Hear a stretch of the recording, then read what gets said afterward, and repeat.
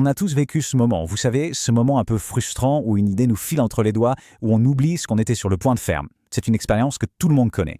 Aujourd'hui, on va décortiquer pourquoi ça arrive et surtout comment on peut y remédier. Ah, la fameuse question. On se retrouve planté au milieu du salon sans la moindre idée de ce qu'on est venu y faire. Alors je vous rassure tout de suite, ce n'est généralement pas le signe d'un problème grave, mais plutôt d'un mécanisme assez précis de notre cerveau. D'ailleurs, si on veut aller plus loin et vraiment creuser le sujet, tout est détaillé dans le lien qui se trouve juste en dessous dans la description de cette vidéo. Bon, alors entrons dans le vif du sujet. Ce phénomène, il a un nom un peu scientifique, c'est la mémoire prospective. Mais qu'est-ce que ça veut dire au juste ? Pour faire simple, c'est la mémoire du futur. Ce n'est pas celle qui nous aide à nous souvenir du passé, non. C'est celle qui nous permet de nous rappeler ce qu'on a prévu de faire. C'est elle qui gère en fait toutes nos intentions à venir.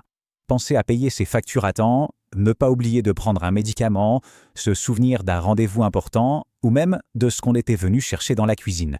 Tout ça, c'est le travail de notre mémoire prospective. Elle est vraiment essentielle dans notre quotidien. Alors la grande question, c'est pourquoi est-ce qu'elle nous lâche parfois ? Et car la bonne nouvelle, c'est que le problème, ce n'est souvent pas la mémoire elle-même, mais plutôt le symptôme d'un cerveau qui est surchargé. Le stress, le fait de jongler avec 1000 choses en même temps, le manque de sommeil, tous ces éléments, eh bien, ils saturent notre charge mentale.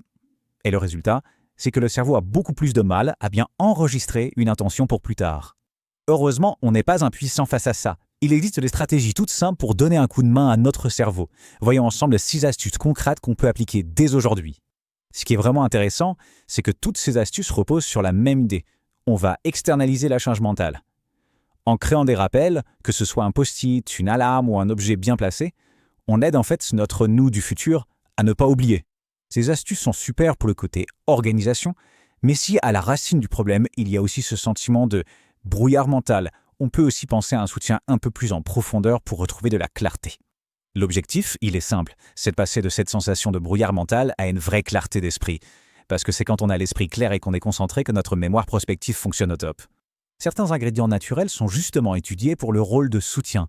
Le bacopa, par exemple, est souvent associé à la mémoire, le ginkgo à la fonction cognitive, et les vitamines B sont, elles, essentielles pour notre système nerveux.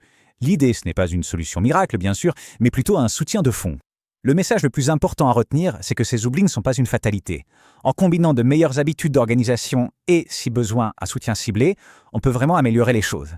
Alors l'idée, c'est de reprendre le contrôle, non ? Si vous souhaitez en savoir plus sur ce soutien cognitif, toutes les infos sont dans le lien en description. Voilà, c'était un plaisir de décortiquer ce sujet avec vous. À très bientôt.